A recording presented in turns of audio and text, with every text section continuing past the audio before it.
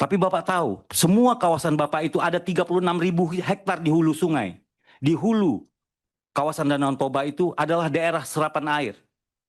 Jadi nggak ada, jangan dibilang nggak ada persoalan lingkungan, nggak ada persoalan masyarakat, pasti ada persoalan. Bismillahirrahmanirrahim. Assalamualaikum warahmatullahi wabarakatuh. Yang saya hormati Pak Munafizal Manan dan Ibu Haniati beserta jajaran. Yang saya hormati Bapak-bapak dari TPL. Ada peribahasa lama yang mungkin relevan bagi bapak-bapak di depan. Kata-katanya begini, si bisu berbisik kepada si buta, kepada si tuli, katanya si buta melihat si lumpuh berlari. Nanti Bapak cari aja di Google gitu, apa maknanya. Saya ini mungkin satu dari semua. Pak Ignatius sudah berapa lama kerja di TPL? Sejak 2017, Pak. Si Silalahi sudah berapa lama kerja di TPL? 30 tahun, Pak. 30 tahun. Itu tahun berapa? Sejak tahun 1996. Saya tahun 92 sudah menulis tentang inti Indorayon Utama sebagai wartawan Kompas. Saya senang tadi Pak Ignatius bilang bahwa saya ini menulis dua perusahaannya Sukamto Tanoto. Satu namanya Riau Andalan Pulp and Paper. Saya akan ceritakan sama bapak-bapak. TPL ini berdiri tahun 1983. 1 Januari 1980, 83, 86 atau berapa, dia beroperasi. Dalam sejarahnya, apa Bapak nggak capek? Perusahaan Bapak mulai dari berdiri sampai hari ini terus berkonflik dengan 3 alasan konflik. Pertama soal lingkungan, kedua soal tanah, 3 soal sosial. Di masa Indorayon, konflik satunya lagi adalah isu lingkungan, limbah. Saya dulu berbulan-bulan duduk di tuk-tuk, melihat truk-truk Bapak dari Pulau Samosir menyeberang ke Porsea, membawa pohon pinus. Bapak tahu berapa pohon pinus yang ditebang di Pulau Samosir? Sekitar 3.000 sampai 4.000 hektar. Bapak tahu itu tahun berapa pohon pinus ditanam? Itu pohon pinus Sumatera yang kemudian di abad 20 dibawa oleh Belanda ke Pulau Jawa. Jadi, saya senang Pak Ignatius bilang bahwa kita harus memperhatikan lingkungan, harus memperhatikan masyarakat, harus memperhatikan ekosistem, harus memperhatikan pembeli. Tadi Silalahi bilang, nggak ada isu lingkungan. Bagaimana tidak?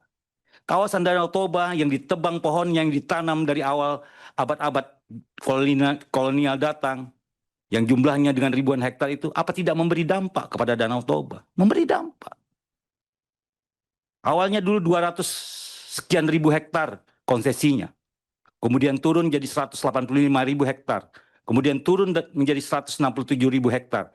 Dan sekarang yang Bapak usahakan sebagai HTI sekitar 58.000 hektar. 40.000 hektar sekian itu adalah hutan produksi terbatas, itu HPL, hutan produksi terbatas, hutan lindung, kawasan lindung, apa benar? Dari 167.000 hektar itu, sebenarnya yang Bapak bisa usahakan itu 117.000 hektar atau 120.000 hektar. Benar begitu? Benar kan? Benar? Ya. Tapi Bapak tahu, semua kawasan Bapak itu ada 36.000 hektar di hulu sungai. Di hulu kawasan Danau Toba itu adalah daerah serapan air. Jadi nggak ada, jangan dibilang nggak ada persoalan lingkungan, nggak ada persoalan masyarakat, pasti ada persoalan. Tahun 83 ketika inti Indorayon datang ke Tanah Bata, di situ sudah ada masyarakat hidup secara turun-temurun dan beratus tahun lalu namanya. Dan sepanjang sejarahnya itu berkonflik. Nanti saya bacakan. Tahun 83 berdiri, 1994, 1996 sudah mulai konflik. 86 itu sekitar 4 tahun atau 89 bermulai, itu sekitar 5 tahun sudah mulai konflik. 97, 98 itu konflik. 99 diberhentikan oleh Pak Habibie sementara. Tahun 2000 diberhentikan oleh Gus Dur yang waktu itu Menteri Kehutanannya Sonny Krat. Tahun 2023 Bapak kembali, izinnya diberikan oleh Presiden Megawati. Tahun 2005 Bapak mulai konflik lagi. Tahun 2005 konflik, 2009 konflik, 2010 konflik, 2013 konflik, 2020 konflik, 2021 konflik, 2025 konflik. Pertanyaannya, apa Bapak tak capek konflik berkepanjangan? Tadi disebutkan MK memutuskan tidak ada tanah adat, tidak ada macam-macam.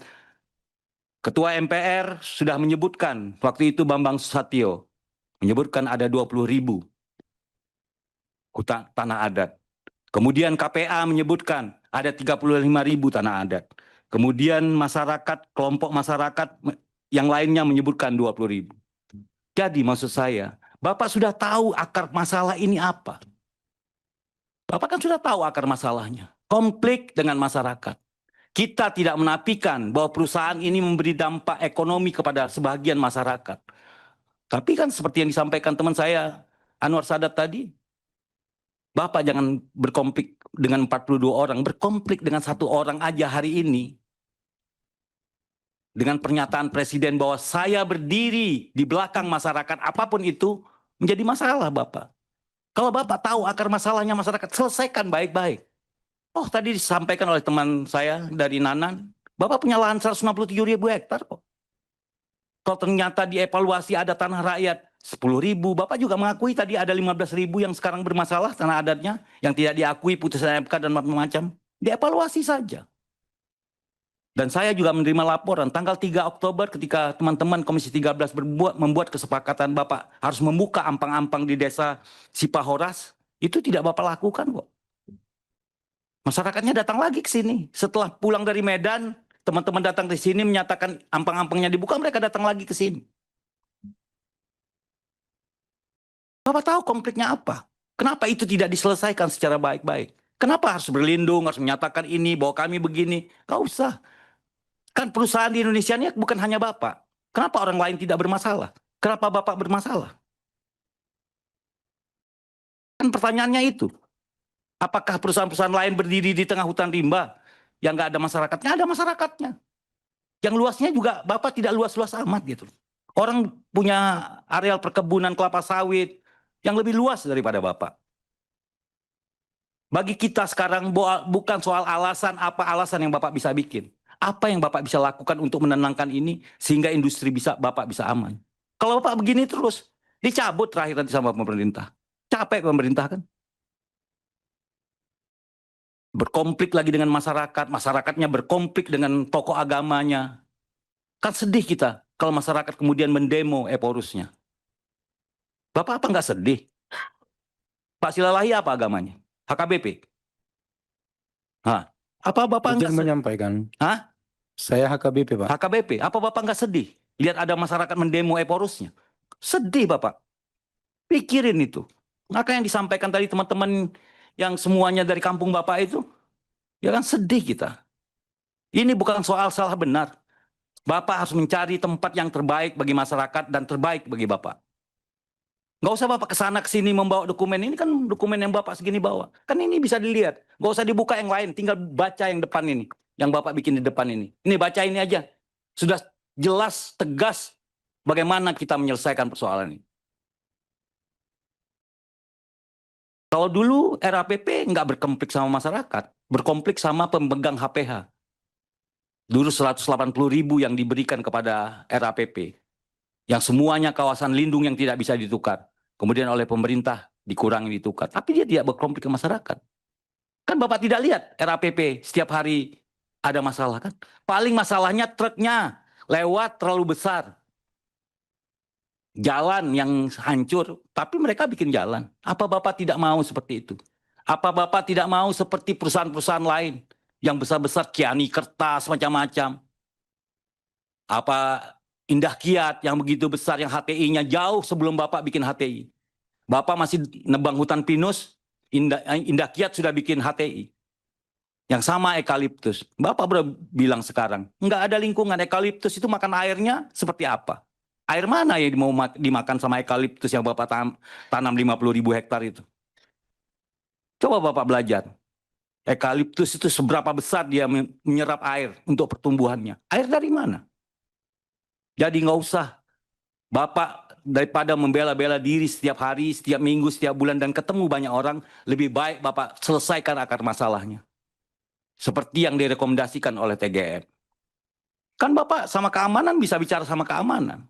Nggak mungkin Pak. Orang gila itu yang marah-marah sama perusahaannya. Nggak ada masalah.